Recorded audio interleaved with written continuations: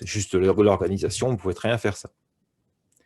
Si j'utilise à ce moment-là mon terminal, alors, bien évidemment, quand j'arrive dans... Ah oui, un petit truc en passant sur le terminal, je vous rappelle. Alors, attendez, ce que je pourrais faire, c'est... je ne voudrais pas grandir forcément le code tellement, mais il faudrait que j'agrandisse le terminal. Alors, terminal...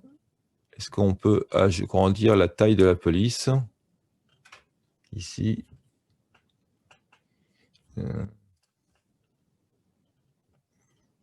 Je voulais juste agrandir la taille de la police pour que vous puissiez mieux voir ce qui se passe dans le terminal, parce que là, c'est un peu petit.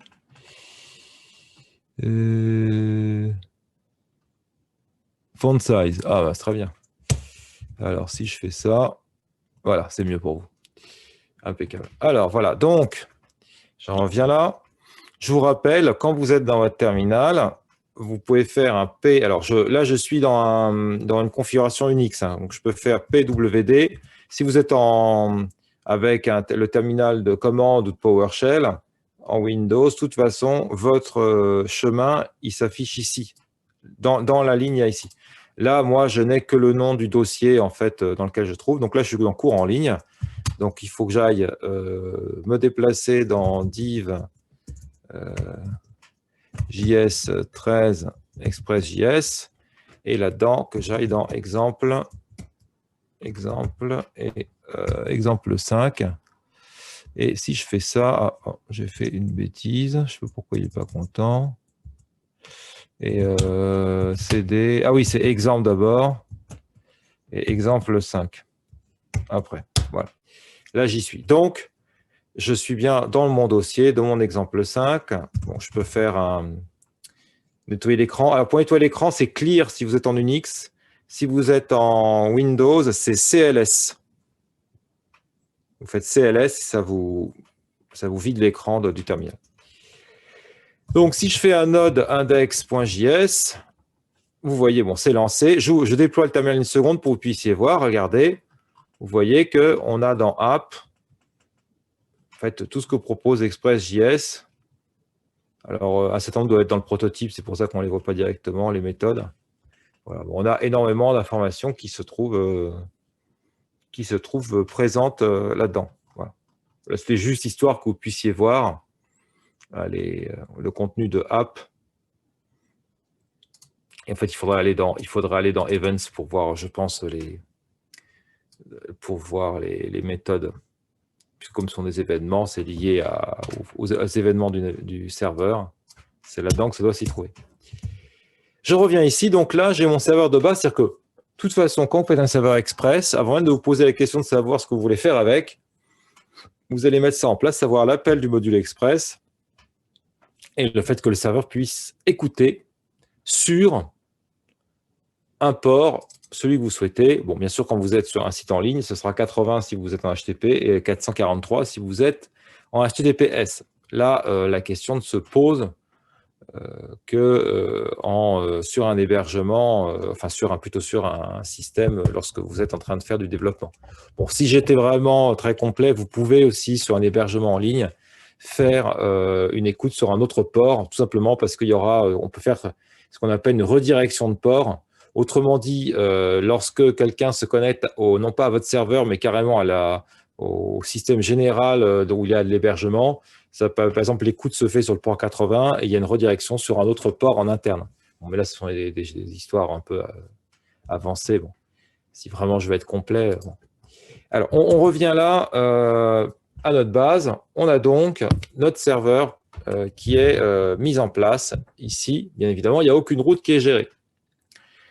On va déjà gérer, je vais le faire pas à pas. Donc, on va d'abord se refaire une page d'accueil très simple et après, on va la modifier. Quand je dis très simple, c'est-à-dire qu'au départ, ça va être juste un texte qui va s'afficher.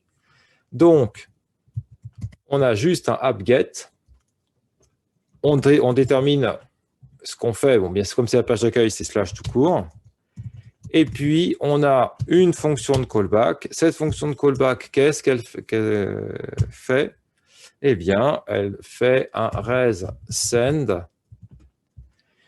Et un resend, voilà, page d'accueil par exemple. Voilà, c'est vraiment la base. Hein. juste histoire de dire, de voir que ça marche.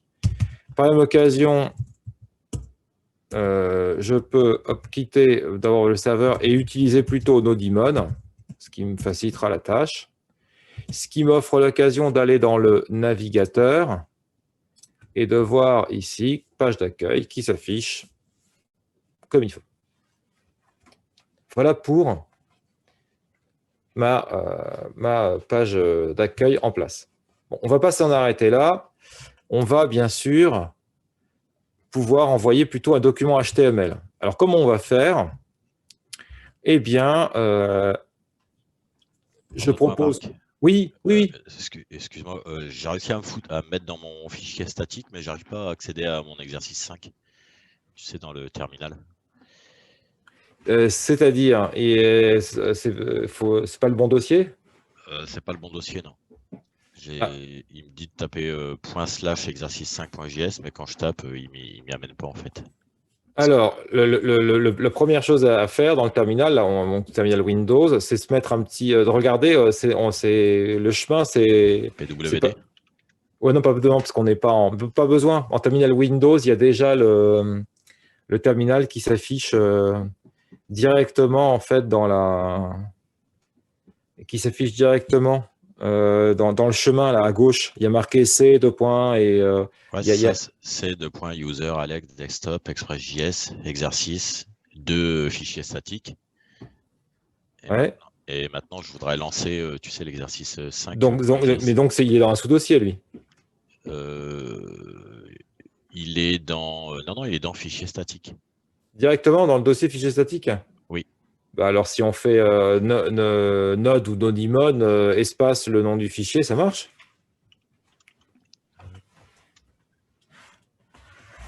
Même s'il y en a plusieurs fichiers dans le dossier JS, c'est pas gênant, il suffit de bien pointer tel ou tel fichier, ça se lance. Non, il me met un problème de module. Enfin, on peut partager Oui, seconde, je vais couper le mien, moi. Hop, arrêtez de partager, ouais, allons-y. Partager mon écran, tac. Partager. Voilà. Alors, parce que chez moi, il s'est partagé sur mon petit écran, je mets sur le grand. S'il veut bien, voilà, hop, c'est mieux là.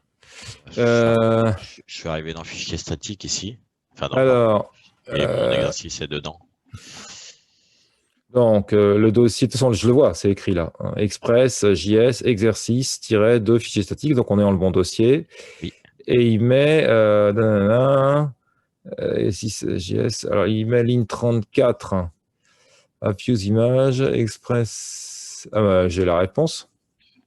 Quelle est la différence entre la ligne 32 et la ligne 34 dans la manière d'être écrite? Il y a un intrus. Il y a un intrus. Il y a un élément qui n'est pas à la bonne place. Suffit de regarder le début de la ligne après le use. Qu'est-ce qu'il y a après le use en 32 et qu'est-ce qu'il y a après le use en 34? Ah, il manque une... Ah non, il y a une parenthèse en trop là. Il le dit en fait. Il le dit hein, dans le code. Là, quand on regarde l'erreur, il met problème, ligne 34, même colonne 5, on s'en fiche. Ligne 34. Bah, en fait, la parenthèse, voilà, et là maintenant, il y a un petit truc rouge à la fin, voilà. Le Appius, ça encadre l'ensemble. Ouais, oui, le code, je comprends bien, Marc. Mais là, maintenant, en relançant. Et pour relancer, il faut bien que j'indique le nom de l'exercice. Oui, mais là, il suffit de faire flèche vers le haut pour rappeler la dernière commande. Ouais. Voilà, et il me fait ça. Alors, require a middleware function appuse. Alors, const express, require express, const after express, appuse image, dernier media. Il y a un app.listen en bas ou pas? Après la ligne 39. Non, il n'y a rien. Bah, il manque le app.listen déjà. Oui, forcément, ouais, si je le lance pas. Je sais pas que ce soit ça, parce que là, l'erreur, à mon avis, c'est encore autre chose, mais de fait, il manque déjà le app.listen. Donc, app.listen, entre parenthèses, le port, virgule, une fonction. Mais la fonction, à la limite, on met une fonction vide, ça marche. Il n'y aura juste pas d'affichage dans la console, mais ça marchera. Mais même si je lançais le 4,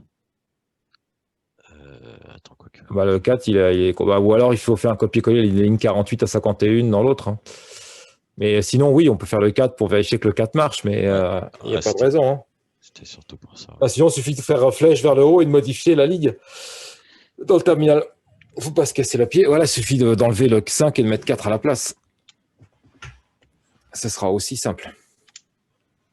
Voilà, il est content. Voilà. Donc là, il suffit d'aller... De toute façon, il met que c'est démarré, hein, donc c'est bon. Hein. Oui, je pense que c'est... Oui, tout à fait. Ouais, je te remercie, Marc. Mais donc là, mais juste, il faut vérifier, là. Vérifions, là. Mettons le localhost dans le 5. Oui, pas le localhost, Applyson. Dans le 5. Juste pour un peu, il suffit de reprendre le bloc de code du 4 si on ne veut pas le réécrire. Il suffit de copier les 48 à 51, là. 48 les dernières, quoi. Tout le bloc, la const serveur, là. Hop, on se le copie. Et on va le coller dans le 5 à la fin du 5. Ouais, tu vois que je ne suis pas réveillé, là. Non, c'est pas grave, c'est la fin de la semaine. Il y a la chaleur en plus qui est un peu assommante tous et chaque jour, là. Ouais, désolé. Faut sauvegarder, en revanche. Ouais. Ah oui, la fameuse sauvegarde. Voilà, donc là, à la limite, 2 coups de flèche vers le haut et ça remet 5. Il n'y a même pas besoin de réécrire. Parce qu'il garde l'historique de voilà.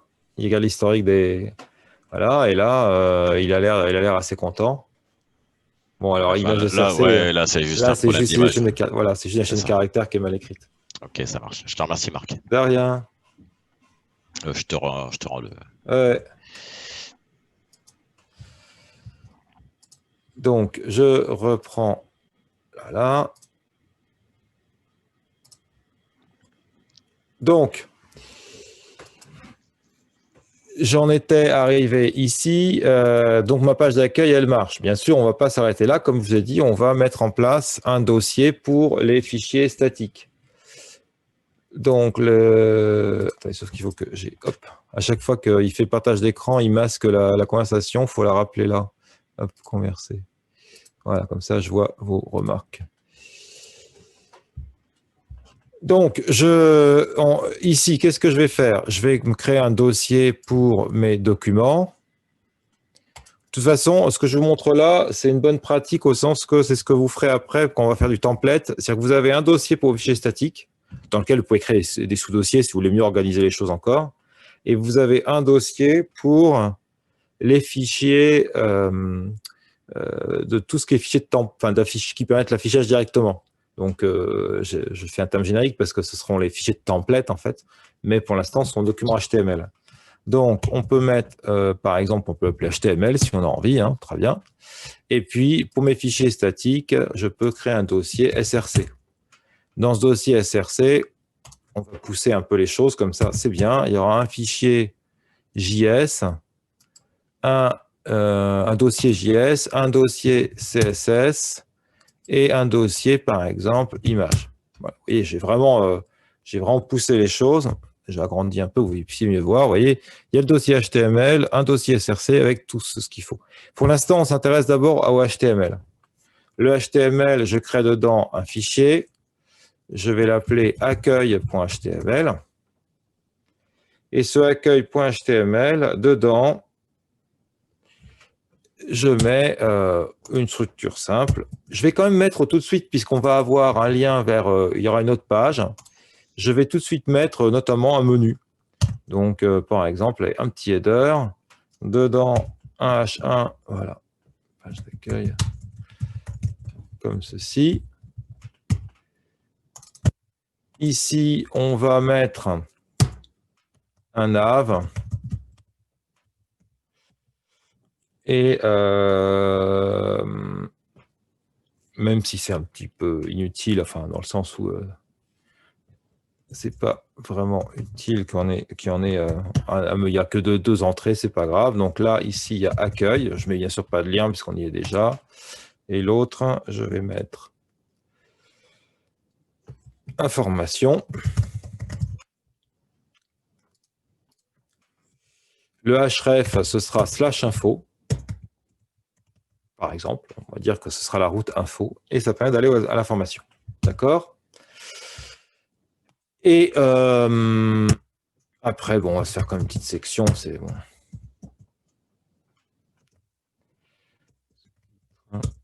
Je vais mettre un texte différent, sinon on ne verra pas qu'on a changé rang de page.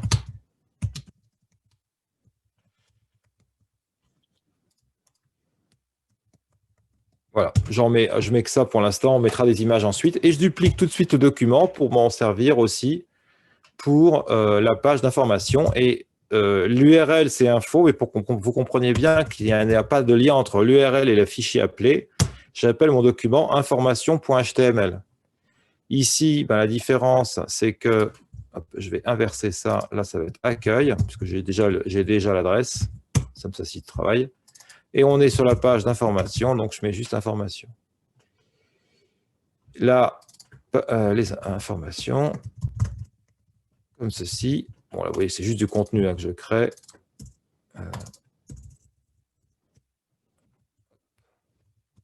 Comme ceci, voilà. Donc, j'ai mes deux pages. Sous-titre de la page d'information. Voilà. Donc, on va déjà s'occuper de basculer d'une page à l'autre. Pour l'instant, dedans, il n'y a pas du tout de fichier statique. C'est juste, fichier statique au sens des CSS, du JS ou autre chose, ou des images. Il n'y a que deux pages HTML. Donc, accueil et information, je referme, j'en ai plus besoin. Et donc, j'aurais besoin déjà de faire deux routes. Une, c'est la page d'accueil, et l'autre, c'est la page d'information. Donc, soyez pas appréciés en vous disant il y a plein de choses qui arrivent. En fait, dites-vous, ben, c'est juste deux routes, elles sont identiques dans leur structuration. Une, ça s'appelle la page d'accueil, et l'autre, la page formation. Bien entendu, ce qu'on va vouloir faire, ce ne sont plus des res send, mais on va vouloir faire des res send file. D'accord? Là, pareil. Res send file. Bien évidemment, ce n'est pas complet pour l'instant, il manque des choses. On va voir comment ça se passe. Pourquoi j'ai pas... Voilà, j'ai la notation, c'est bien. Comment ça se passe pour arriver à avoir l'information qu'il nous faut. Dans Sendfile, il y a plusieurs techniques qui existent, on a vu ça hier, mais la technique que je vous propose, moi, c'est de faire un objet avec route de points et la racine, en l'occurrence, ici, ça va être HTML. Pour ceux qui se demandent où se trouve l'information, je vous l'ai mise dans le mémo et vous l'aviez aussi. Ici, vous voyez, route de points et le dossier. Vous l'avez aussi dans l'exercice correspondant, c'est l'exercice 5, où je vous propose de mettre en place cette technique. Alors, comment faire? On peut bien sûr l'écrire dans chacun, et pour simplifier, je peux faire un const route HTML. Je l'ai appelé route HTML, on peut l'appeler comme on veut. Et on fait un route, et derrière, on met HTML. D'accord? L'avantage, c'est que ici, eh bien, je peux tout simplement écrire que je veux le fichier accueil.html et mettre derrière route HTML. De la même manière, je peux mettre ici que je veux information.html et mettre route HTML. On va regarder tout ça, voir comment ça se passe. Est-ce que déjà j'ai bien la page d'accueil? A priori, si j'ai la page d'accueil, j'aurai l'autre, puisque les deux fonctionnent sur le même schéma. Donc, je rafraîchis et vous voyez qu'effectivement, j'ai la page d'accueil. Si je clique sur information, je passe bien à la page information. Donc, vous voyez, j'arrive simplement de l'un à l'autre. Et j'insiste là-dessus. Regardez bien, quel que soit d'ailleurs, c'est mieux encore sur l'accueil, on s'en rend compte, mais je demande un fichier, en fait, information HTML quand je clique là-dessus. Mais je ne le demande pas au sens strict. Je demande la route info. La route info, elle est là. La requête, c'est info. Et quand on a la requête info, on renvoie un fichier information HTML. Ce ne serait pas pratique en termes de dénomination, mais j'aurais pu l'appeler bidule HTML, ça aurait marché de la même manière. Si je mets bidule HTML et que là, je mets information, je l'appelle bidule HTML, je rafraîchis, je clique sur information et ça marche toujours de la même façon. J'insiste vraiment là-dessus, c'est-à-dire qu'il faut bien dissocier. Il faut bien dissocier le nom des fichiers qui sont envoyés et les routes. Ce qui fait, si on peut le dire de façon imagée, les aiguillages de votre site, la manière dont on se dirige vers un endroit ou un autre, ce sont uniquement les routes. Vu de l'extérieur, l'utilisateur, enfin le navigateur, de celui qui consulte, il vous demande une route. Ce qui se passe à l'intérieur, ce n'est pas son affaire. À la fin, il reçoit une réponse, mais tout ce qui se passe à l'intérieur, c'est la tambouille du site. C'est sa manière de s'organiser. Enfin, du site au sens du serveur. Oui, il faut vraiment dans votre esprit dissocier bien les deux. C'est comme lorsque vous allez, par exemple, un distributeur automatique, vous mettez une pièce de monnaie dedans, vous mettez une pièce de monnaie, c'est votre requête, et vous obtenez un produit, c'est le send. Ce qui se passe dans ce qui se passe dans le distributeur, la manière dont ça fonctionne, la manière dont ça vérifie votre pièce de monnaie, la manière dont le produit est guidé jusqu'à la trappe de sortie où vous pouvez le récupérer, ce n'est pas votre affaire. C'est l'affaire du distributeur. Alors bien évidemment, puisque vous bâtissez des sites, c'est que vous êtes comme celui qui réalise un distributeur de boissons ou de nourriture. Il faut que vous regardiez comment ça fonctionne et comment le mettre en place. Mais c'est vraiment important, c'est vraiment essentiel de bien dissocier les deux actions, celle de celui qui visite, celui qui interroge le serveur, et la réponse du serveur et sa manière de traiter. Et vous voyez de ce fait-là que, par exemple, vu de l'extérieur, je ne sais absolument pas qu'il y a un dossier HTML qui contient les documents HTML. Je sais juste que je fais une requête, par exemple, de base au serveur et qui me retourne un document accueil HTML. D'ailleurs, regardez bien, je reviens sur accueil et on va regarder les outils de développement. Bon, ça, ce n'est pas tellement intéressant, on voit le document HTML. Si on va sur réseau, si je recharge, est-ce que vous voyez que le document s'appelle accueil.html? Ce n'est pas possible, vous ne le voyez pas. Vous voyez qu'on demande, c'est slash, c'est-à-dire qu'on demande la page d'accueil. La requête, c'est page d'accueil. Vous voyez, c'est localhost, ça, c'est juste la base. Et la réponse, c'est un contenu HTML. Là, c'est l'aperçu, mais voilà la charge utile de la réponse. C'est ça. C'est un contenu HTML. Mais en fait, quel est le nom du fichier? Vous ne le savez pas. Ce nom de fichier, là, ici, il ne reste que sur le serveur. C'est vraiment important de bien comprendre cette notion pour bien voir la façon dont les choses s'organisent, qui fait quoi, comment ça se passe. Même si au départ, on peut se dire, mais ça sent un peu théorique, ben non, au contraire, c'est bien pratique. On comprend bien qui fait quoi, où se situent les actions et comment vous organisez les éléments de votre côté, donc du côté du serveur. Donc, Ouais, oui. Excusez-moi, Marc. Ouais, moi, de ma part, là aujourd'hui, j'ai bien compris par rapport à hier. Est-ce que vous pouvez juste rajouter un fichier CSS? Ah, on va faire ça. Je n'ai pas terminé mon exemple. Là, je m'arrêtais juste au document. Bien sûr. On va avoir des fichiers statiques. Je vais faire du CSS. J'ai préparé le dossier là. On va faire du CSS, des images et du JS. On va voir tout ça. Oui. Il n'y a pas de problème. On va faire tout ça. Alors, justement. On va, par exemple, déjà commencer par un peu de CSS, puis on verra après pour le JS. Alors, un peu de CSS. Vous verrez que pour les templates, c'est beaucoup plus agréable que des documents HTML de base, parce que là, par exemple, si je veux appeler un CSS, je suis dans l'obligation d'aller écrire ma ligne de commande aux deux endroits. Enfin, ma ligne d'appel aux deux endroits. Alors, ça étant dit, je commence par écrire le link, mais je vais attendre parce qu'il me manque quelque chose, à savoir le nom du dossier. Ou alors, je devance la chose. Je me dis que pour appeler le CSS, ce sera dans CSS/style.css, d'accord? Bon, vu que je lui ai le chemin là, hop, on va faire ça. Mais attention, il faut comprendre, c'est comme pour l'histoire des routes où info, ça m'appelle information HTML.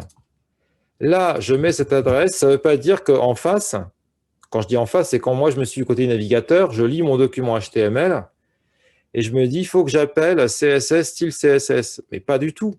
Il n'est pas dit du tout que c'est un dossier CSS en style CSS. De fait, c'est un dossier SRC CSS. Ça veut dire que ici, je vais déclarer un app.use et je vais dire, quand je demande CSS, alors CSS, parce que ce n'est pas le fichier, c'est le dossier qui contient. Quand je demande CSS, je vais avoir quoi en face? Je vais faire un express.static entre parenthèses, dir name pour bien dire le nom du dossier de départ, dossier racine, hein, qui est en l'occurrence chez moi exemple 5, que je concatène avec src/css. Et maintenant, si dans CSS, je viens créer un nouveau fichier style.css, par exemple, je vais dire que le nav, je le mets en display flex, voilà, et un justify content, je vais mettre space between, par exemple. Eh bien, si tout va bien, j'aurais dû, mais c'est pas... Ah, mais c'est pas le nav, c'est le UL. Le nav, ça sert à rien, il n'y en a qu'un seul. Donc, c'est nav, je vais mettre nav UL pour bien préciser que c'est ce UL-là qu'il s'agit. Voilà, bon, space between, c'est space around, c'est mieux, parce que là, ils sont tous les deux collés complètement au bord. Voilà, c'est mieux comme ça. Et puis, de la même manière, je peux faire un... Allez, c'est juste histoire de dire...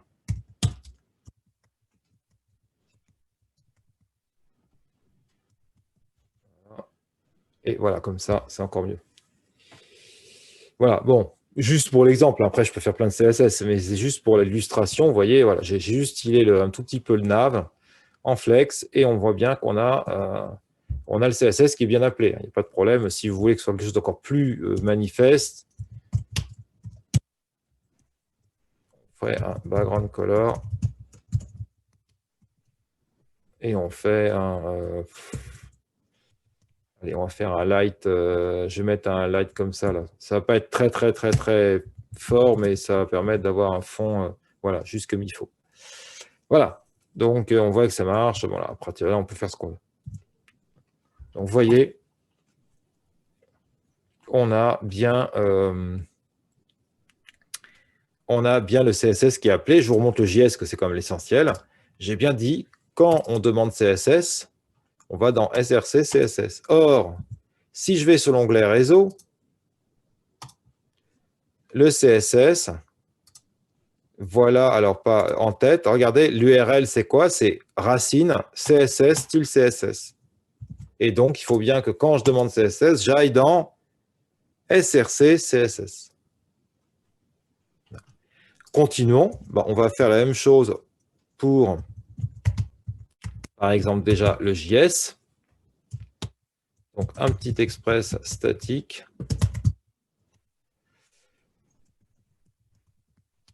Et on fait un src JS.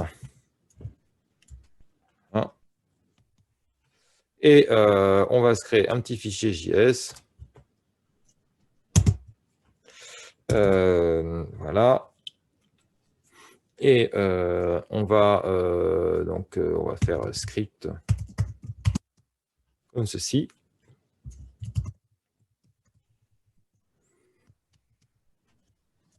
Et on va dire qu'on se met dans un JavaScript plus traditionnel.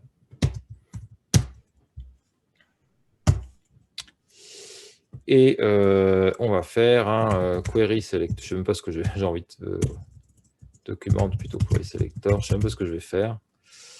Allez, on va dire qu'on cible le H1. Et puis, on peut se faire un... Je vais envoyer ce qu'on peut faire. Level listener. Clic.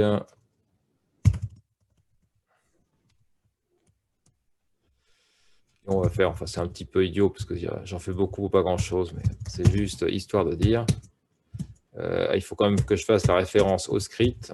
Voilà, par exemple, on l'a fait sur la page d'accueil.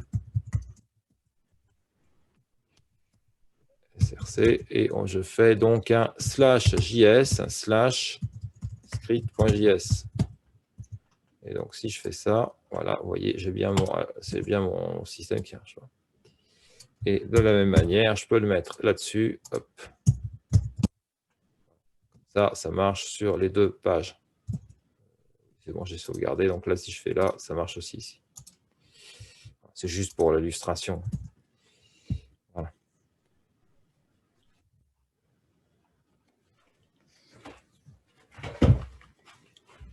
Marc? Oui, Oui. Est-ce que tu peux revenir sur index.js, s'il te plaît? le voilà, oui. Oui. Parce que je vais partager mon écran si ça ne te dérange pas. Il y a quelque chose que je n'arrive pas à comprendre. Peut-être que je fais mal, en fait.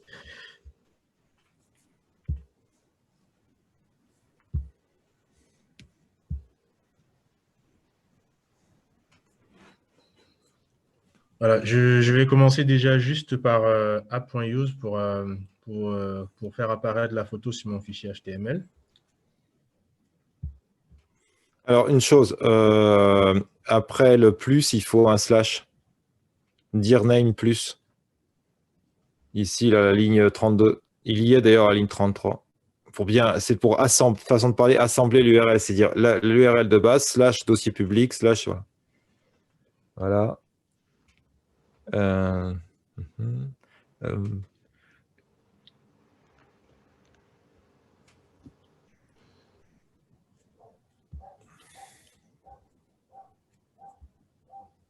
Ah, d'accord, c'est le slash.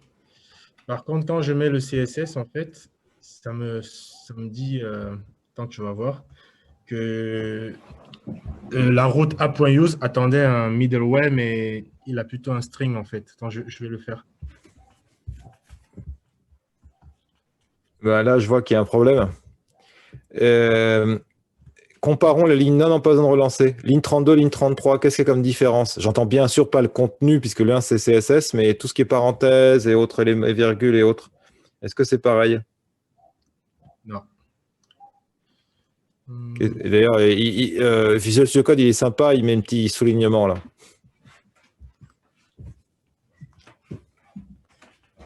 Voilà. Je dis pas que ce soit forcément la solution, mais ça peut être une bonne piste. Mais je crois que ça doit être ça sûrement, puisque... En fait, ça marche pas parce que résultat, le app.use, il se finit pas, quoi. Donc, il va lire plus loin et voilà. Et donc, Ouais, là, bien évidemment, là, ça marche, quoi. c'était des problèmes d'attention, en fait. Désolé.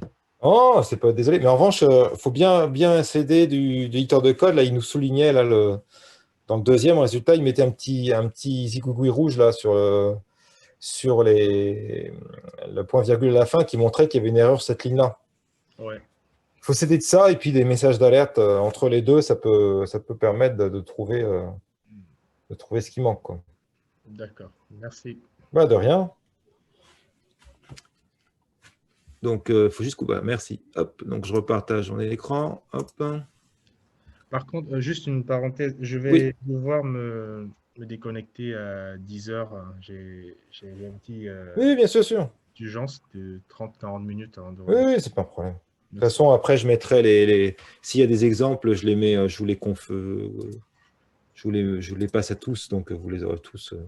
D'accord, merci. Il n'y a pas de difficulté. C'est pas un problème.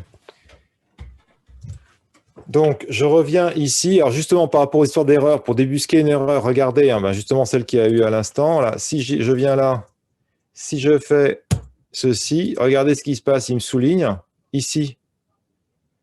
Vous voyez, donc, il ne faut pas hésiter à s'aider de ce genre de choses. D'ailleurs aussi, remarquez là, bon, c'est parce que moi j'ai plusieurs documents ouverts, les documents où il y a des erreurs, ils restent en rouge dans la liste aussi. Il faut vraiment pas hésiter à vous aider de ce genre d'indications.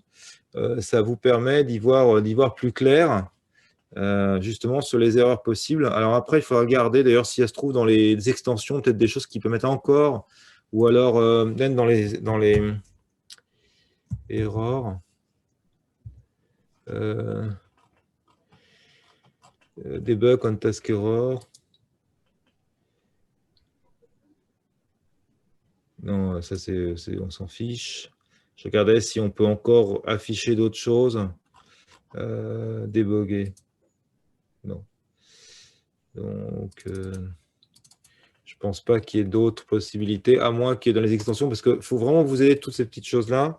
Alors, si, en revanche, ce qui peut vous aider, je garde...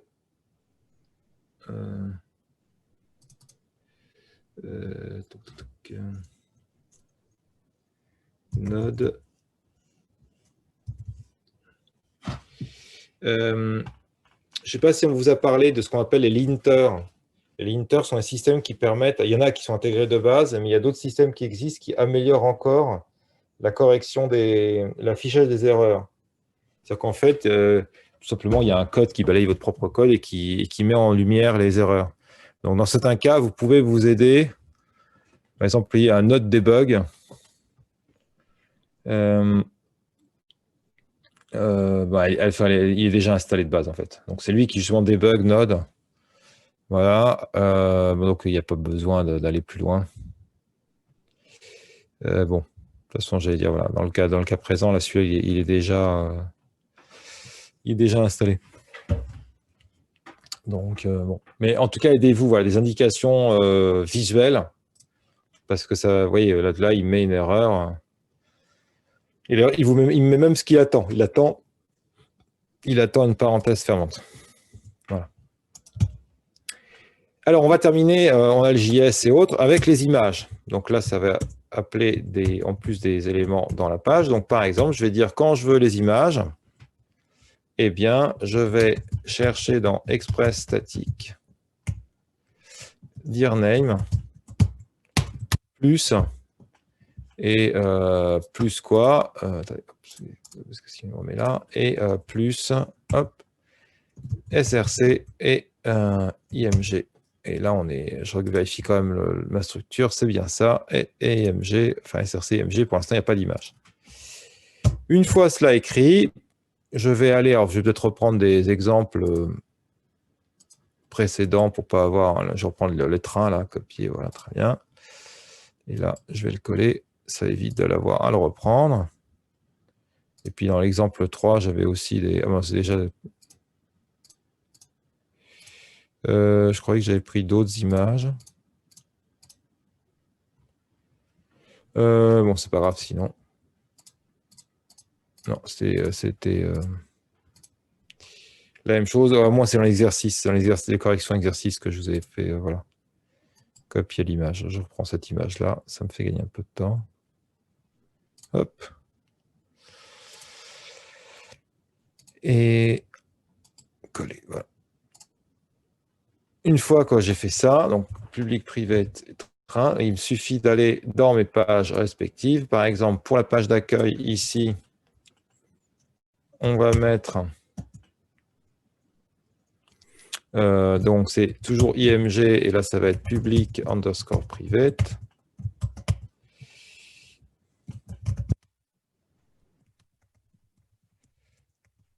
Comme ceci. Et puis, et puis je vais remettre un peu de texte, tiens, par la même occasion.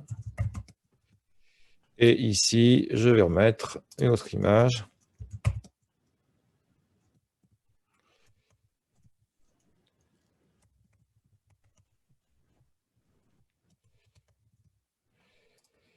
Voilà. Ce qui veut dire que si je viens sur ma page ici d'accueil, bon là j'ai toujours le... Voilà.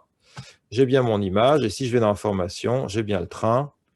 Et donc, d'ailleurs, par la même occasion, comme je l'ai fait la dernière fois, elle est en CSS, juste transformée, parce que c'est un peu trop gros.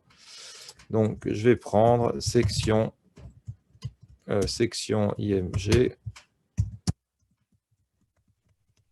max width 80%, et margin left 10%, par exemple. Là, ça devrait être bon. Voilà, comme ça, l'image, elle est centrée. Voilà. C'est juste un petit détail. Voilà. Est-ce que ça va pour ça? Je vous reviens sur l'index, c'est ça qui m'intéresse, hein, bien entendu. Ce n'est pas tellement le reste qui pose pas de questions particulières. Est-ce que là-dessus, c'est clair pour vous? Vous voyez le principe là? Voilà, j'ai poussé peut-être pas l'extrême, mais quand même, j'ai fait 3 dossiers différents, tous dans SRC, mais ça veut dire qu'au niveau appel des fichiers, ça simplifie la tâche, bien entendu. Hein. Ce genre de choses, vous allez le faire tout le temps. Même avec les templates, ça ne va rien changer. Vous aurez besoin de fichiers statiques. Et vous aurez donc besoin de déclarer des dossiers statiques. Ça ne changera pas. Excuse-moi, Marc. Oui. C'est Rija. Est-ce que je peux te partager mon écran? Parce que je suis bloqué sur un truc, là. Je ne sais pas du tout qu'est-ce qui est... Qu'est-ce qui m'arrive, quoi? Je vais te partager ça.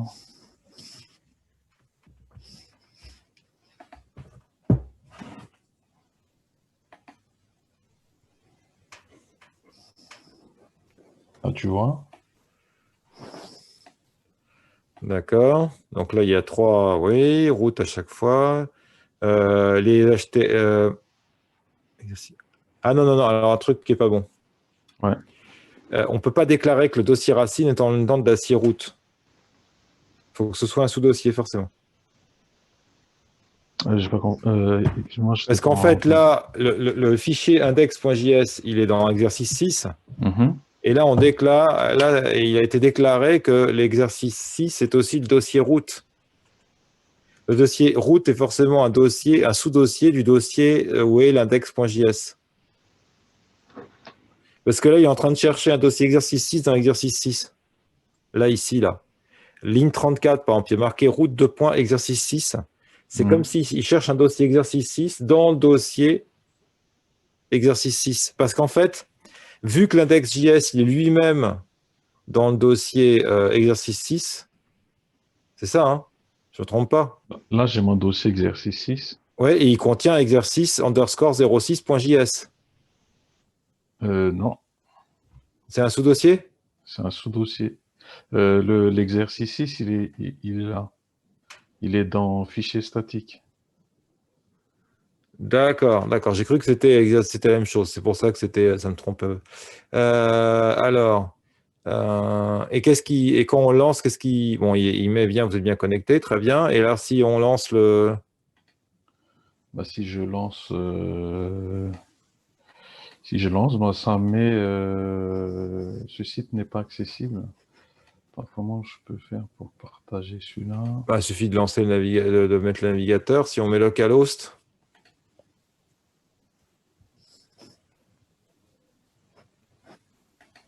Est-ce que vous le voyez là? et ça marche. Et c'est pas une histoire de port. Je sais pas, ce port-là, il n'est pas pris par quelqu'un. Je pense pas, mais bon. Bah, je vais changer de port. On va voir. J'enregistre. Je relance. Il veut pas. Il faut une seconde, aller voir Visual Studio Code. Là, t'as pas changé ton port, là, Rija. Ouais, là, il n'est pas changé dans le navigateur. Et dans l'éditeur de code, il a combien, là? 677. Ouais. Voilà. Voilà. C'est mieux. Autant pour moi. Alors là, il y a une seconde. On n'appelle pas des HTML, ce sont des routes. Revenons sur le JS, là. Revenons sur le Visual Studio Code. Là, les routes, c'est 1 et 2, d'accord? Mhm. Dans le HTML, les liens, ils pointent vers quoi? Enfin, dans les HTML, devrais-je dire plutôt, parce qu'il y en a plusieurs. Les Non, les liens, HTML à gauche, là. Dans le dossier exercice 6, il y a des HTML. Bah, les href, ils sont pas bons. Je sais ce que j'ai dit tout à l'heure. Vous ne pointez pas des fichiers, vous pointez des routes. Ah, d'accord. Ok. Donc là, vu que la route, il y en a une, elle est marquée 1 et l'autre, elle est marquée 2, ben, il faut pointer 1 et 2. Donc, comme ça. Ben, si c'est Par là, exemple. la page 1, c'est 1, oui, et puis l'autre, /2. Mais ce sont des routes, en fait. Ce que fait le serveur, la manière dont il renvoie un document, c'est la tambouille du serveur. Mais vu du côté du client, du navigateur, lui, il demande des routes. Ah, ok. Ouais, j'ai compris. Ouais. Ouais, c'est bon. Là, si c'est 2. Tu pourras remettre ton JS avant de lancer, qu'on voit où il est le 1 et le 2, s'il te plaît, Rija. Ouais. Le 1, en fait, c'est la route qui appelle le 6B, le 6 à la page d'accueil, c'est / tout court, oui. Non? Ouais, c'est / tout court. C'est pour ça que moi, je conseille de prendre des choses mieux que 1 et 2 parce que c'est pas très parlant. Ouais, j'avoue. Des termes plus explicites, quoi. Parce que même pour sa propre organisation, c'est un peu plus dur à retrouver, quoi. Ça, c'est pas faux. Je retourne là. Ouais, d'accord. Ok. Ctrl S. Ctrl C. Donc, ce que tu mets dans le HTML, c'est le chemin de l'URL, en fait. C'est la route, c'est jamais le fichier qu'on en renvoie. Donc, Ce qui compte, en fait, c'est il faut comprendre qu'en fait, Express, parce que d'ailleurs Node.js, il réagit à des événements. Les événements en question sont des requêtes. Les requêtes, ce sont les liens, ce sont les URL qui sont saisis à la main ou bien par des liens cliquables Oui, dans d'accord. le navigateur. Donc, slash pour l'accueil, slash 1 pour une autre page, slash 2 pour encore une autre page. En revanche, ce qui se passe à l'intérieur, si je puis dire du côté, moi, visiteur, c'est pas mon affaire. Moi, je recevrais une page HTML, mais ça, ce que je vous ai montré tout à l'heure de l'inspecteur. Moi, on a ça, la page d'accueil, c'était slash, pourtant, ça m'envoie un document accueil.html. Il n'empêche, le accueil.html dans l'inspecteur, on ne le voit jamais.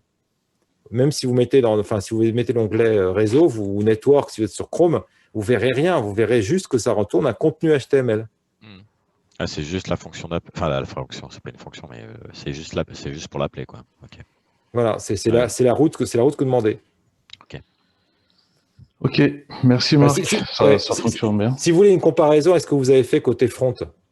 Côté front, vous avez fait. Imaginons que vous avez pour commencer votre jeu, vous avez un bouton démarrer.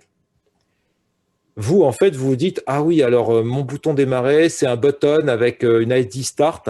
Et quand je fais un clic dessus, ça lance ma fonction launch game, parce que je l'ai appelé comme ça. Bon. Mais ça, c'est votre tambouille de votre jeu. L'utilisateur final, vous croyez qu'il pense ça? L'utilisateur final, il pense, je clique sur un bouton et ça lance le jeu. Donc, vous voyez, c'est exactement la même logique que pour le serveur avec entre la route et ce qui se fait à l'intérieur de la route.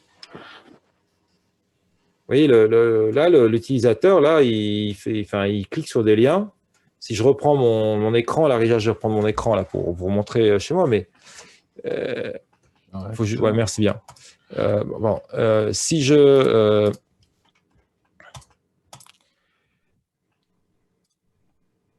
Si je vais ici, là, en fait, là, moi, la seule chose qui compte, c'est vraiment ces routes-là. C'est slash info, c'est les choses qui comptent. Après, ce qui se passe à l'intérieur, en fait, tout ce qui se passe à partir de là, de la fonction de callback, ça ne concerne pas le visiteur. Lui, il va juste recevoir un contenu HTML. Et ce que je vous ai montré tout à l'heure, je vais le refaire dans Chrome pour que ce soit bien clair. On va ouvrir Chrome. C'est le même principe, mais comme ça, vous le verrez dans les deux navigateurs, enfin Chrome ou un autre navigateur. Vous savez qu'il y a plein de navigateurs qui sont basés sur en fait, Chromium, donc sur le code. Donc, vous avez Edge maintenant, la nouvelle version chez Microsoft. Dans les autres navigateurs, vous avez Opera, par exemple, vous avez Vivaldi, vous en avez d'autres qui sont des navigateurs en fait, qui utilisent la même base. D'ailleurs, au niveau outils de développement, vous ne serez pas surpris, c'est la même chose. C'est exactement identique. Attendez, alors là, il n'a pas voulu. J'en ai mis un de trop. C'est pour ça. Hop. Voilà, là, j'arrive là. Je mets mon inspecteur. Si je vais dans l'onglet réseau, ici, je reçois une page. Et public-private, c'est la page d'accueil, d'accord? Mais je vous mets au défi de me dire quel est le nom. Alors moi, bien sûr, vous le connaissez parce que vous l'avez vu. Mais attendez, je dézoome un peu quand même. Mais ici, je vous mets au défi. Donc, preview, c'est pas ça, c'est ce que je suis. Mais voilà, public private. Lequel soit. Je vous mets au défi, là, dans la réponse, de voir le nom du fichier. Vous ne le savez pas. Voilà, il y a le contenu que j'ai reçu qui est là. C'est tout. Mais son nom, si je vais dans les en-têtes, j'ai demandé ça. Et la réponse, c'est quoi? La réponse, c'est un contenu HTML, content type text / HTML, car c'est UTF-8, mais le nom du fichier, vous ne savez pas. Vous ne pouvez pas le savoir. Donc, voilà, c'est ça qui est présent. D'ailleurs, en fait, c'est quelque chose qui est plus vaste en informatique, auquel on ne pense pas forcément. Quand vous ouvrez une photo dans Photoshop, n'importe quel programme d'image, vous ouvrez une vidéo dans un... En fait, vous n'ouvrez pas le fichier. Le fichier, il est lu par votre programme et il charge en mémoire. Et ce que vous voyez, c'est la mémoire. C'est-à-dire qu'en fait, par exemple, Photoshop, au sens strict, vous voyez le contenu du fichier. Vous ne voyez pas le fichier. Le fichier, il reste sur le disque dur. Et quand il enregistre, il prend le contenu en mémoire et il va le stocker dans le fichier. Alors, dit comme ça, vous allez me dire, on se fait des nœuds à la tête, le résultat est le même. Je suis d'accord, mais ça vous montre bien le processus, c'est la même chose pour le navigateur. Et là, de fait, de par le serveur, il reçoit en fait un contenu HTML, il reçoit pas, et ce contenu HTML, il va le stocker dans un fichier en cache, mais il ne sait pas du tout le nom du fichier d'origine qui est en face, quoi. Et donc, bien faire distinction entre les contenus qui sont envoyés et les routes qui sont demandées. Ce qui veut dire aussi grande liberté, c'est-à-dire que vous pouvez faire des routes comme vous le voulez. Si j'avais envie de faire divers slash autre slash je sais pas, ajout slash info, ça marcherait pareil. La seule chose, c'est qu'il faut que j'aille dans mon HTML de accueil et que je change juste une chose, c'est cette URL. Regardez le résultat, hop, regardez, je survole l'information, alors c'est pas très gros, donc je vais faire copier l'adresse du lien. Je vais aller le coller une seconde dans un nouveau document. Vous voyez, regardez, je viens de copier l'adresse du lien. J'ai tout ça. Mais il n'empêche, ça marche. Hein. Regardez, information, j'ai toujours information. Là, l'URL, elle est longue comme le bras, mais qu'importe. Ça marche pareil. Et pourtant, au niveau du serveur, il envoie toujours ça. Vous voyez là, vraiment la dissociation complète entre les deux. Bon, on ne va pas se casser la tête. Hein. Je vais revenir à une solution quand même plus simple et plus naturel. On ne va pas s'amuser à des URL sans fin, sans raison d'être. Donc, pardon, c'est pas ça, je n'ai pas besoin. Et c'est sur accueil, il faut que je revienne en arrière. Voilà, comme ça. Voilà. Ce que je vais faire tout de suite, mon exemple 5, je vous le compresse. Et je vous le mets, hop, voilà, comme ça, vous pourrez vous jeter un œil dessus. Voilà. Hop. Voilà. Donc, vous avez comme ça, vous pouvez jeter un œil dessus. Enfin, c'est ce que vous avez fait les uns les autres. Hein. Après, petite correction pour l'un ou l'autre qui avait un petit bug. Voilà, c'est la même chose. On va faire un exemple 6 pour découvrir les templates. Alors, pour l'instant, je vais m'intéresser aux templates vraiment de base, c'est-à-dire que je ne vais pas m'intéresser d'abord à des évolutions techniques possibles plus fortes des templates, notamment on peut subdiviser en fait le contenu. Je dis tout de suite ce que ça va faire, la subdivision de contenu, quelles que soient les techniques envisagées, parce qu'il y en a plusieurs possibles, il y en a 2 en l'occurrence. Mais l'idée, c'est que si par exemple sur un site, vous avez un en-tête qui ne bouge pas, au sens que vous avez à chaque fois le H1, ça ne dit pas ce qu'il y a comme texte dans le H1, mais vous avez le H1 et un menu. En revanche, le contenu de la page, une fois il y a un formulaire, l'autre fois il y a juste du texte, troisième fois il y a une galerie d'images. Mais en haut, la structure du haut est toujours la même. Eh bien, pour vous éviter d'avoir à écrire par exemple 3 templates où vous avez à réécrire à chaque fois l'entête avec un double inconvénient. Le premier, c'est qu'il faut écrire plusieurs fois. Le second, c'est que si vous voulez faire des modifications, il faut aller les modifier dans tous les emplacements. Vous pouvez en fait séparer, hein, et donc façon de parler, lorsque vous allez générer la page, c'est comme un jeu de Lego, il va aller prendre l'entête à un endroit, le contenu à un autre, et il va assembler l'ensemble pour faire un seul document HTML, bien entendu. Bon, ça, on ne va pas le voir tout de suite, parce qu'il faut aller par étapes. En revanche, on va vraiment voir la base d'un exemple avec les templates. Et je vous dis tout de suite, c'est ce que vous allez faire à terme. Vous utiliserez toujours des templates. Vous n'allez jamais faire des documents HTML stricts, simples, sauf cas en particulier, mais sinon, il n'y a pas de raison. Alors, je vais aller un peu vite sur le début parce que c'est toujours pareil. Je vais recréer un document index.js. Je vais y rappeler le module d'Express. Là, ça ne change pas. Hein, donc, bon. Tout ça, je le fais un peu vite, mais parce qu'il y a zéro nouveauté. Hein.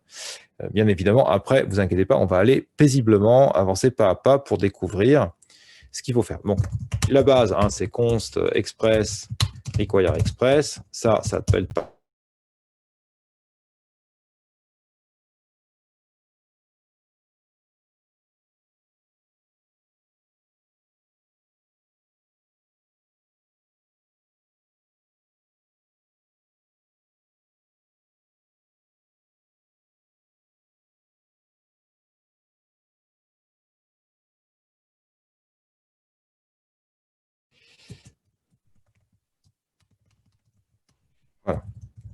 Ça, c'est juste voilà, la base. Hein. C'est pour ça que je suis allé vite, parce que ce n'est pas ça le propos général.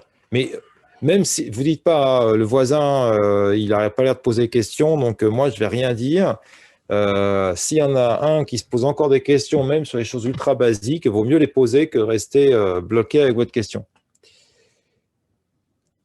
Alors, les moteurs de template, l'idée est la suivante, c'est que dans un HTML, on va prendre un exemple simple, justement, on va prendre le H1 qui est la base d'une page, vous écrivez H1 et puis vous écrivez le nom du H1. Mais si vous avez par exemple 2 pages qui affichent du contenu identique, au sens structurel de la chose, mais bien évidemment, elles n'ont pas le même contenu textuel.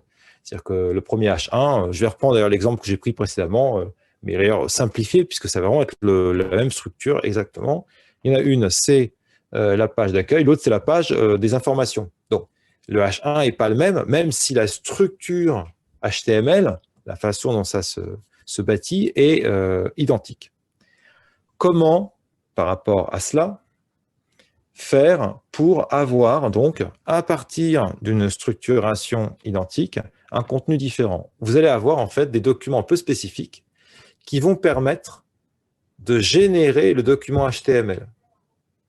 Donc, en fait, c'est une combinaison entre, d'un côté, Node.js, avec Express, et de l'autre côté, ce moteur de template qui va permettre, à partir de cette structure de base, une sorte de schéma général, de générer un document HTML qui sera ensuite envoyé, comme d'habitude. La différence, c'est que ça ne va plus être un send ou un sendFile, ça va être une autre méthode qui s'appelle en l'occurrence render, resRender, comme rendu. Nous, comme moteur de template, je vous propose d'utiliser Pug. Alors, si vous allez sur le site d'Express.js, je l'avais là, d'ailleurs, si j'en ai voulu. Regardez, si on va sur le site d'Express, si vous allez dans le guide, je crois que c'est dans le guide, ou Start, ça va être dans Start même. Où est-ce qu'il est, où il parle des templates. Voilà, c'est là. Il vous propose d'utiliser Pug, c'est pour ça que je vous propose celui-là. Il y en a d'autres. On va découvrir ça pas à pas. Ne vous inquiétez pas, on va voir ça tranquillement. Il y en a beaucoup d'autres. Par exemple, il y en a un, il est marrant parce que c'est mustache.js. Mustache.js, il est amusant parce qu'ils ont, voilà, c'est un template, ils sont amusés à mettre un gif animé avec un monsieur qui a des grandes moustaches, à moins qu'il l'ait enlevé, non, ils l'ont toujours là. Voilà, donc ça fait toujours un peu sourire, mais bon, il y a celui-là, il y en a, donc c'est mustache.js dans les concurrents, il y a Handlebars, donc Handlebars, et puis il y en a plein d'autres, donc voilà, c'est encore un autre système qui est basé sur Mustache en partie, c'est pour ça qu'à nouveau, ils ont la même idée. Mais si vous êtes en peine, si par exemple je fais npm pug,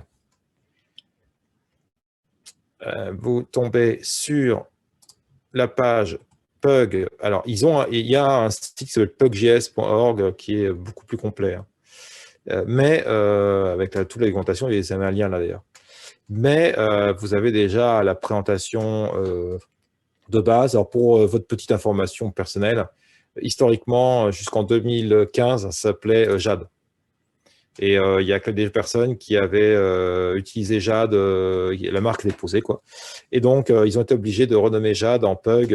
Donc, Pug, pour ceux qui se posent la question, si vous allez sur un moteur de recherche, vous faites Pug, vous allez trouver plein de chiens parce que le Pug, c'est le carlin. C'est une race de petits chiens qui est assez à la mode. Et voilà, c'est un carlin. Et donc, Pug, c'est un moteur de template. Et si vous êtes curieux, si vous avez envie de découvrir d'autres moteurs de template, je pense qu'il doit y avoir... où est-ce qu'ils sont les mots-clés? Normalement, il y en avait. Où est-ce qu'ils les mettaient? Non, il n'y a même pas besoin de mettre ça. Si je mets template, voilà, on en trouve plein. Il y a EJS aussi, j'ai oublié celui-là qui est assez utilisé. Voilà. Mais bon, Pug fait quand même partie des très utilisés. Ce n'est pas le seul. Après, de toute façon, ne vous inquiétez pas. Si vous tombez dans une situation où vous utilisez un autre moteur de template que Pug, vous mettrez 2 heures à vous y faire et au bout de 2 heures, vous saurez vous faire parce que, en fait, les logiques sont les mêmes. Et vous avez toujours resRender. Hein. Ce qui se passe, c'est qu'on va déclarer un autre moteur template. Alors, comment on fait d'ailleurs? Alors, quand on veut utiliser un moteur de template, quel qu'il soit, il faut déclarer encore en middleware, qu'on déclare toujours Excuse-moi, début. Marc. Oui, Moi, j'ai pas compris, ça sert à quoi le moteur template? on va le voir dans la réalité, mais en fait, c'est-à-dire que si on veut faire un contenu qui soit variable, pour l'instant, le H1, il est fixe. Là, on va faire un seul modèle en fait de page et ça va marcher pour nos 2 pages, par exemple. C'est ce que je vais vous montrer dans l'exemple. Parce que sinon, là, on est obligé d'écrire plein de documents HTML les uns après les autres. Donc, l'idée, c'est d'avoir un schéma type et puis ou plusieurs schémas types, mais en tout cas d'avoir un nombre limité de schémas et que ça marche pour toutes les pages. Imaginez par exemple un simple site de blog. Il y a plein d'articles différents dans un blog. Mais bien évidemment, tous les articles se prennent de la même manière. Vous avez le titre en haut, puis le contenu avec des images au milieu, et voilà, et puis l'onglet auteur en bas, quoi. Donc, pour éviter d'avoir, vous n'allez pas écrire les documents HTML à la main. Surtout celui qui crée de nouveaux articles, il ne va pas aller écrire le document HTML. Lui, il a un petit éditeur. En fait, c'est un formulaire. Il met son contenu et c'est fait. Et ben, en fait, derrière, il faut qu'il y ait un moteur de template qui va permettre de prendre les éléments, donc le titre, le contenu avec les images, la signature et qui va intégrer, enfin le nom de l'auteur et qui va intégrer le tout dans une page type. Donc, ça va faire gagner, bien sûr, beaucoup de temps. Alors, vous allez voir, ça va devenir concret. Ce qu'on a besoin de mettre forcément dans notre code, c'est un appset où on met View Engine et le nom du template. En fait, façon de parler, c'est une sorte de version particulière du require. C'est-à-dire que Pug est bien un module. D'ailleurs, pour utiliser Pug, il faut installer Pug. C'est-à-dire qu'on ne peut pas... D'ailleurs, j'ai peut-être fermé, c'est pour ça, j'aurais dû le laisser ouvert. Quand vous êtes sur Pug, il vous met npm install ou npm i Pug. D'accord? Donc, ça veut dire que moi, dans mon terminal, d'ailleurs, la première chose que je devrais faire, c'est aller dans exemple 6 et faire un npm install Pug. J'ai mis un espace non souhaité. Voilà. Donc là, j'installe Pug. Sinon, ça ne marchera pas. Hein. Il va dire, je ne peux pas. Bon. Donc, on installe Pug. Bon, il dit qu'il n'y a pas de package from JSON, mais c'est ça l'importance. J'ai bien Pug qui est installé. Une fois que j'ai installé Pug, je peux aller créer... pardon, je l'ai déjà créé, mon index. Faire un donc app.set view engine, virgule, Pug. Voilà. Et comme ça, j'ai tout simplement dit, je veux avoir un moteur de rendu et c'est Pug. En fait, ça ressemble beaucoup à ça. Hein. C'est ce qu'on met par require pour les moteurs de recherche. C'est pas dire le moteur de rendu. On dit le moteur de rendu, ce sera Pug. Et donc, Express, enfin Node.js avec Express, c'est que c'est Pug qui va être appelé quand on va demander d'avoir un rendu. Il y a un autre détail, c'est à savoir tout de suite, parce que ce n'est pas très clair dans la documentation, sauf à bien la lire précisément, c'est que... où est-ce qu'ils le mettent? Est-ce qu'ils le mettent là? En fait, c'est que vous devez mettre normalement... Voilà, bah, s'ils le mettent là, pardon, excusez-moi, je ne le voyais pas. Voilà. En fait, il vous explique bien qu'il faut 2 choses. Vous voyez, la deuxième, on vient de la faire, c'est le View Engine. Mais il faut aussi déclarer un dossier pour les templates. C'est un peu comme vous avez déclaré un dossier avec root pour le HTML, vous avez un dossier ou des dossiers avec les appuse pour vos fichiers statiques. Et bien de la même manière, il faut déclarer un dossier pour vos templates. Mais il y a une particularité, c'est qu'il y a une valeur par défaut. Alors, vous avez donc 2 solutions. Soit utiliser la valeur par défaut, vous n'avez pas besoin de mettre cette indication-là. C'est-à-dire que si, par exemple, ici, dans l'exemple 6, je mets un dossier que je l'appelle views, en plus, c'est bien une petite icône particulière, quand il va y avoir l'appel d'un template, il va chercher par défaut un dossier views. Trouvant un dossier views, il va être content, il n'en demandera pas plus. D'accord? L'autre solution, c'est que vous ne voulez pas avoir un dossier views pour différentes raisons, vous voulez autre chose. Eh bien, dans ces cas-là, vous pouvez le nommer comme vous voulez. Par exemple, je peux l'appeler template, ça marche aussi. Mais je suis obligé de mettre un app. Alors, vous voyez, hein, c'est app set views, donc app.set views. Et là, je mets un point slash pour bien dire que ça marche là, et je demande les templates. Si votre dossier, encore une fois, s'appelle Views, donc je vais le mettre ici. Si le dossier des templates se nomme Views, il n'est pas nécessaire de mettre, d'insérer, on va mettre d'insérer, d'insérer, de placer, de donner l'indication. Il y a donné l'indication, indication de la ligne suivante. La ligne suivante. Pas de la ligne, à la ligne suivante. Voilà. Donc, vous n'avez pas besoin de faire ça. D'accord?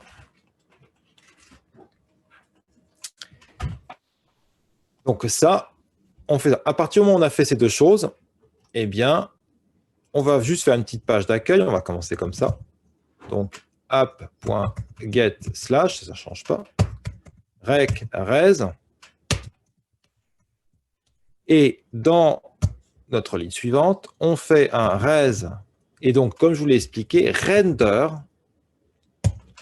Et ce res render, il prend au minimum une information qui est le nom du template. Par exemple, on va dire que c'est, je vais l'appeler page. Alors, les fichiers .pug, et les fichiers pug, justement, ils ont l'extension pug, .pug, mais vous n'êtes pas obligé de donner le nom de l'extension parce que de toute façon, il va chercher un fichier qui a cette extension-là. Donc, on peut juste donner le nom de page. Vous allez me dire, mais comment il sait où ça se trouve? Je vous rappelle, on a dit que c'était dans le dossier template, c'était indiqué là. Et si on fait ceci, ça suffit. Alors, je peux mettre dedans template un nouveau fichier. Je l'appelais donc page.pug. Vous voyez quand même l'icône en question. Et je vais écrire mon fichier pug. Alors, comment se structure un fichier pug? Un fichier pug, c'est une structuration beaucoup plus légère que du véritable HTML.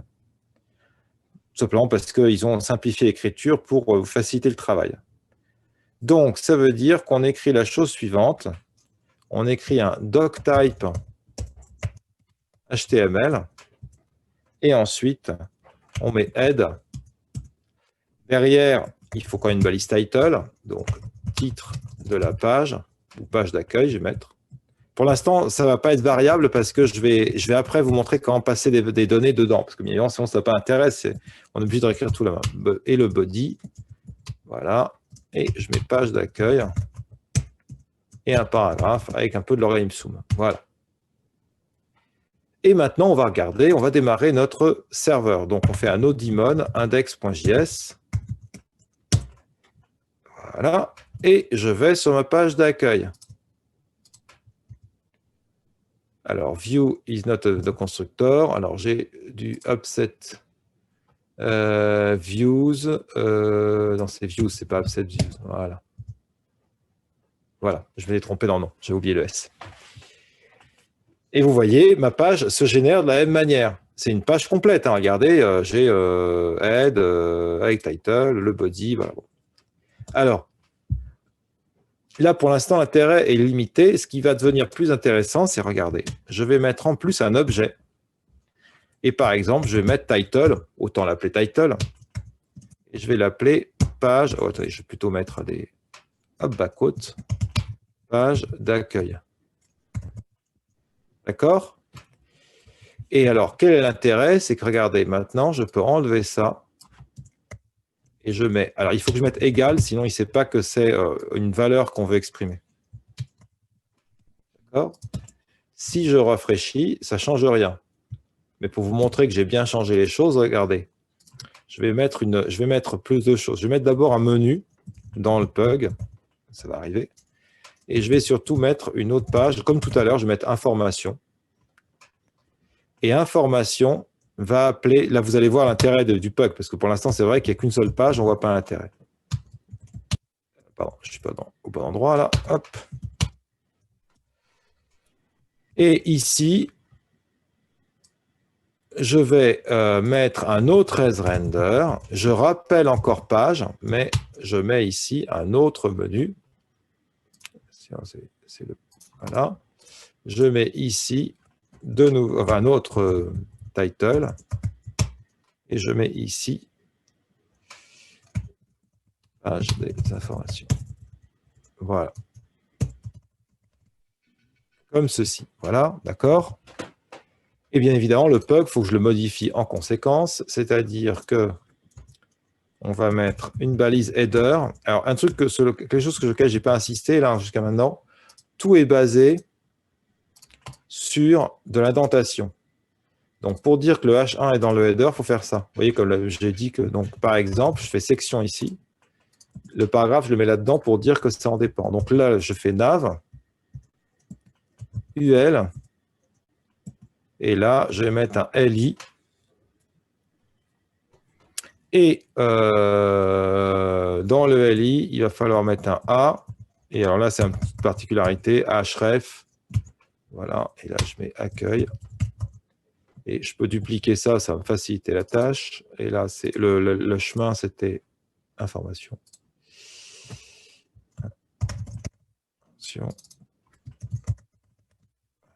Voilà. Et on va vérifier que tout marche bien. Vous voyez, je peux passer d'information à accueil sans problème. Or, regardez bien, là, je fais un res render du même document. Mais comme je lui passe une donnée différente,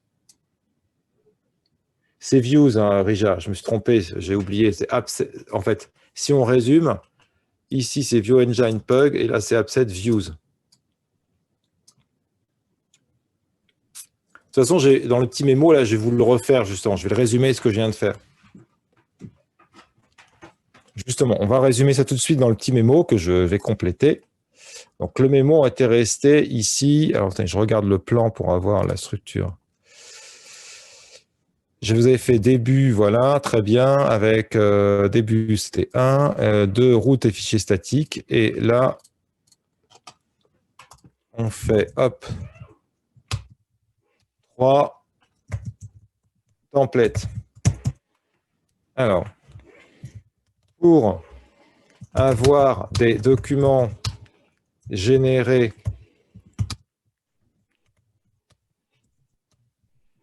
dynamiquement, on utilise des templates. Voilà. Il existe de nombreux moteurs de templates, ce que je dis, hein. Template. Nous utiliserons ici Pug. Alors, Pug, c'est... Hop, on va mettre comme ça. Donc, Pug, c'est HTTP. Je ne sais pas s'ils sont HTTPS ou HTTP. HTTP. pugjs.org. Ils sont mis HTTPS. Très bien. Hop. Donc, hop. Zut. Voilà. Donc, on utilisera Pug.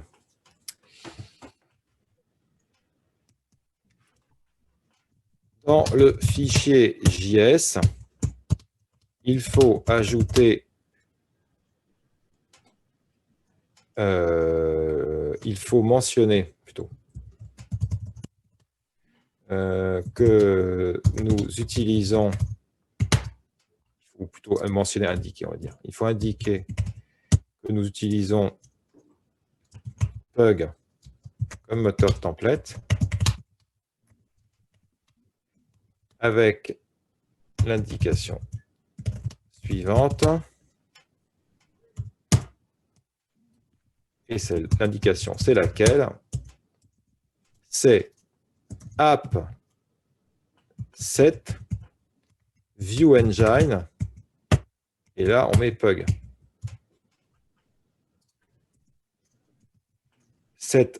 Ceci. Alors, l'indication suivante. Alors, je vais mettre placer avant les routes, bien sûr. Par défaut, les templates sont placés, sont tous dans un dossier views. D'accord ? Si nous souhaitons utiliser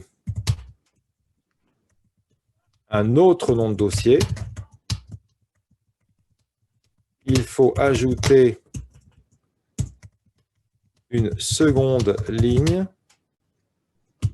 Cette seconde ligne, c'est laquelle? Donc, JavaScript. Voilà, la seconde ligne, c'est laquelle? C'est appset views. Et pour l'exemple, je vais mettre voilà, mes templates. Je vais appeler par exemple mes templates. Ici, le dossier se nomme mes templates. D'accord? Bien sûr, vous pouvez l'appeler comme vous voulez. Hein. C'est juste pour l'exemple, c'est pour que ce soit bien clair. Ici, on appelle le dossier mes templates. D'accord? Donc, c'est appset views. Hein. Je vous remonte la documentation. Où est-ce que je trouve cette mention? Là, je suis où? Je suis dans Guide Using Template Engine, dans le site d'ExpressJS. Et il nous dit bien views, le dossier, c'est appset views, virgule, bon, ./views, mais parce que c'est par défaut. Si vous voulez autre chose, vous mettez ceci. Donc, ./ c'est pour dire je pars de là où je me trouve, donc le dossier à côté du fichier JS. Ensuite, pour appeler un template dans une route, il faut utiliser la méthode. Donc la méthode, quelle méthode? C'est la méthode render.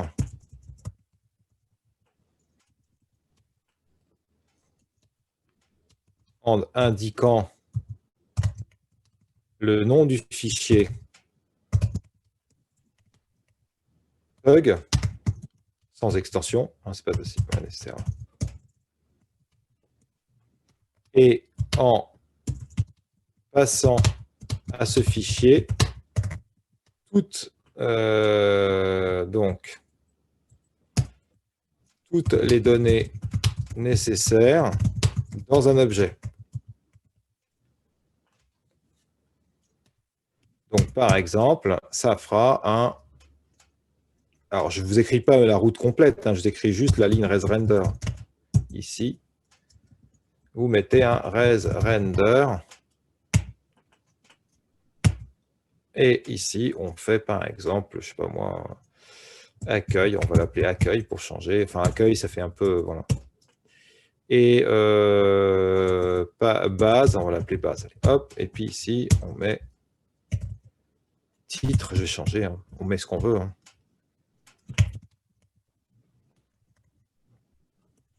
Une page d'exemple.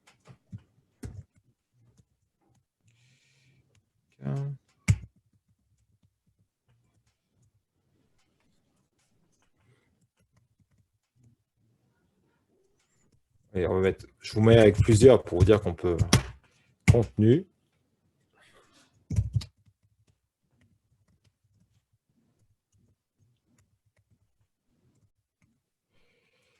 Voilà.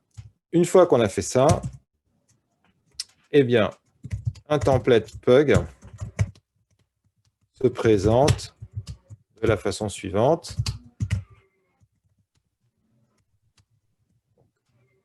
Le fichier possède l'extension .pug, hein, bien sûr. Donc, je peux mettre aussi JavaScript, c'est pas gênant. Et donc, là, ici, qu'est-ce qu'on va mettre? Eh bien, on va mettre donc un doctype HTML. Tout est basé, alors je vais le mettre en commentaire déjà ici, dans un fichier Pug. La structuration est basée sur des indentations. Ça veut dire que ici, vous avez ici, bon, le head et le body, vous pouvez les mettre au premier niveau, c'est pas gênant. Par exemple, là, je vais mettre title est égal et je vais mettre ici titre. Je ne vais pas vous répéter toute la documentation de Pug, elle existe. Hein. C'est juste pour vous donner un petit exemple simple. Ici, on met H1 est égal à de nouveau titre. On va dire que c'est la même chose que ça. Et puis, on va mettre ensuite un paragraphe est égal à contenu. D'accord? Voilà.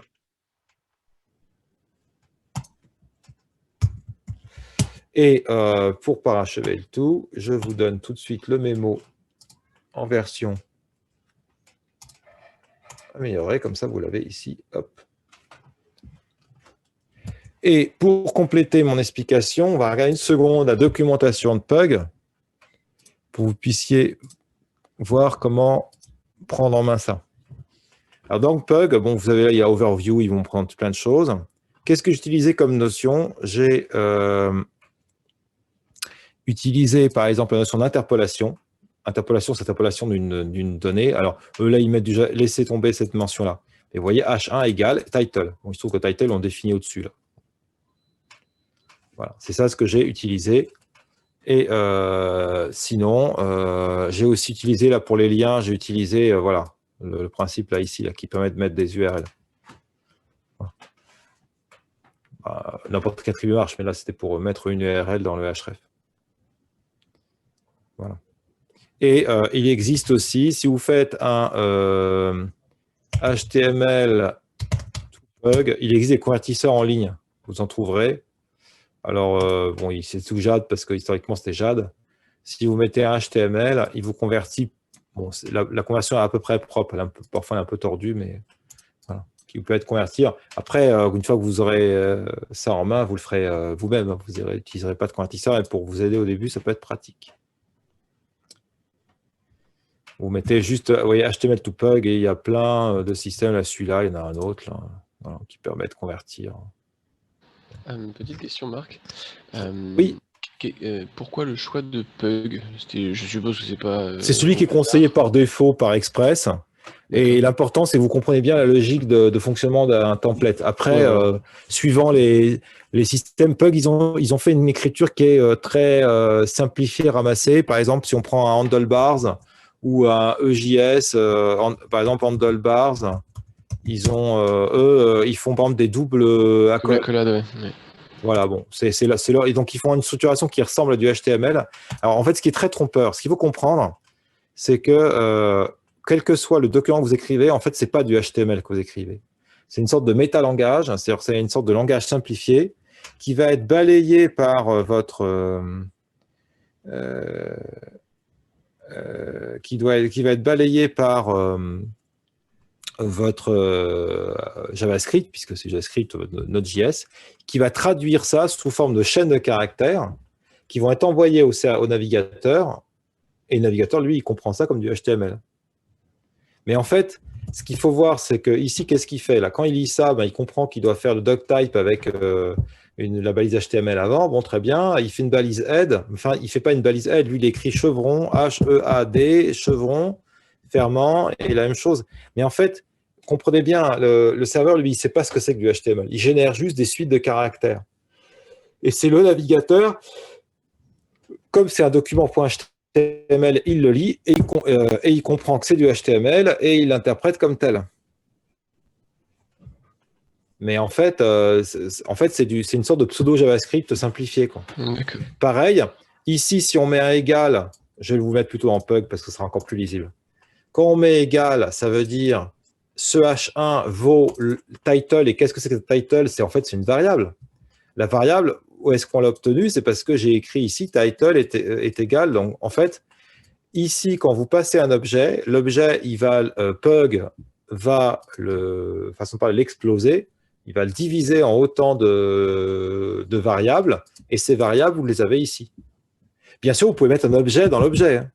Donc, résultat, si par exemple, ici, j'avais mis un title, ici, j'avais mis un objet en mettant ici, enfin, ce serait tordu, hein, mais ça marcherait. Si j'avais mis title et que j'avais mis texte, 2 points, d'accord?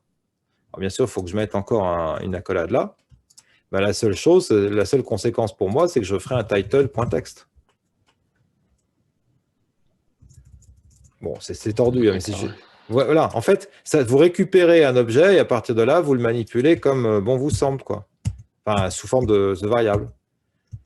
Alors pourquoi je vous dis ça? Parce que par exemple, vous pouvez très bien imaginer, vous interrogez la base de données, vous récupérez une liste de personnes.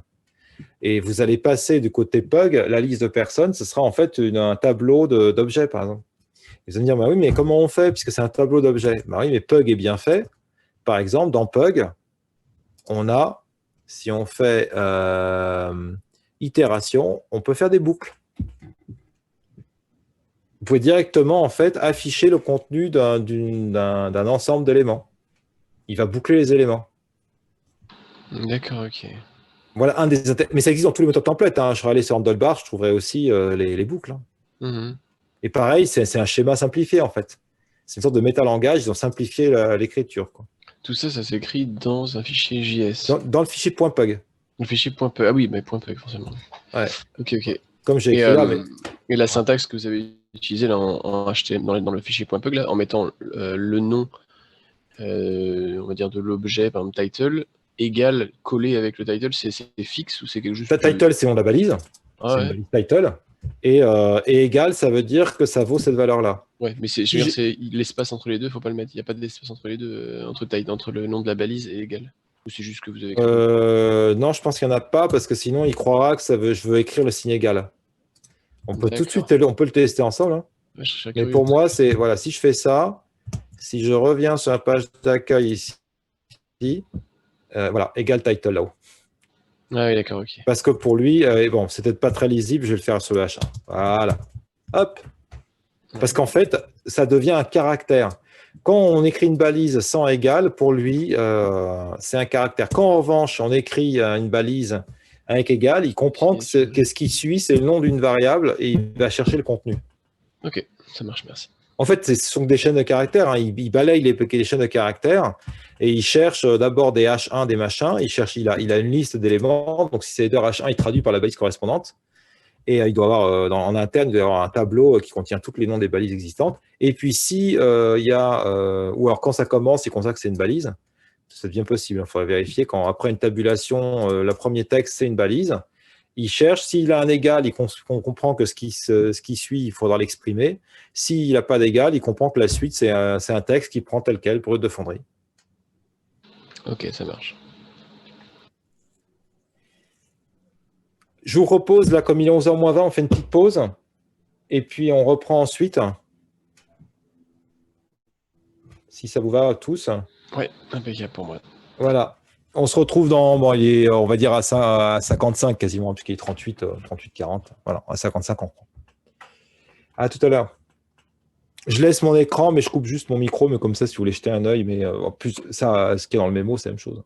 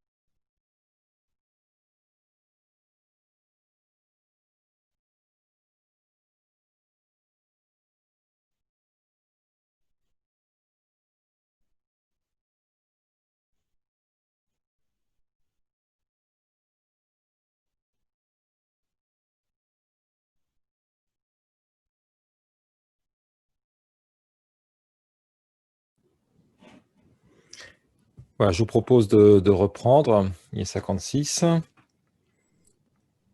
Un bref instant ensemble, hein, parce qu'après, je vais vous laisser avancer sur des exercices. Donc, je vous ai laissé les exercices pour la suite. Ce que je vous propose, alors bien sûr, s'il y a des questions, vous n'hésitez pas. Ce que je vous propose, c'est de continuer. Alors, attendez, hop, je remets le dossier. C'est pour ceux qui en sont là. Là, l'exemple 6, je vais le faire en compressé. Hein, je vais vous le passer, hein, bien sûr. Je vais vous mettre dans un instant dans le chat. Pour la conversation. Mais donc, si vous allez dans les exercices, les templates, vous l'avez à partir de l'exercice 7. Donc, si vous allez au 7, là, c'est vraiment les bases de Pug. Après, vous aurez les éléments plus avancés derrière, mais vous trouverez les bases de Pug sur le 7. En fait, le 7 est un peu plus simple que ce que j'ai fait. Voilà. Et l'idée, c'est progressivement, à travers tous ces exercices, de savoir utiliser Pug. Une fois que vous aurez compris, comme je vous l'ai expliqué tout à l'heure, vous pouvez utiliser n'importe quel moteur de template, ça importe peu. Leur logique d'écriture diffère légèrement, mais en fait, sinon, vous ne serez pas dépaysé. Hein. Ce sera exactement la même chose. Hein. Vous aurez toujours la même chose.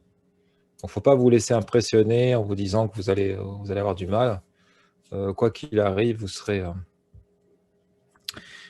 en univers connu, quel que soit le moteur de template que vous utilisez ensuite. Encore une fois, ce n'est pas important. C'est vraiment même secondaire. C'est même secondaire. Donc voilà, juste pour que vous soyez aussi... voilà, que vous ne soyez pas du tout gêné en vous disant que vous allez avoir du mal à comprendre. Vous verrez que ce n'est pas très compliqué. Voilà, je vous laisse avancer sur les exercices. Je vais vous mettre dans un instant l'exemple 5 l'exemple 6 qu'on vient de faire ensemble. Donc, je vais couper mon écran, c'est pas la peine. Et je vais juste donc compresser le dossier. Et puis, je vous laisse une petite demi-heure. Mais vraiment, n'hésitez pas à me solliciter pour qu'on échange. Bien sûr, je suis là pour vous aider à avancer. Et voilà, si vous avez des blocages, alors, je ne vous donne pas forcément la réponse, mais je donne des pistes pour avancer et puis pour comprendre aussi ce que vous faites. Voilà. Voilà, donc vous n'hésitez surtout pas.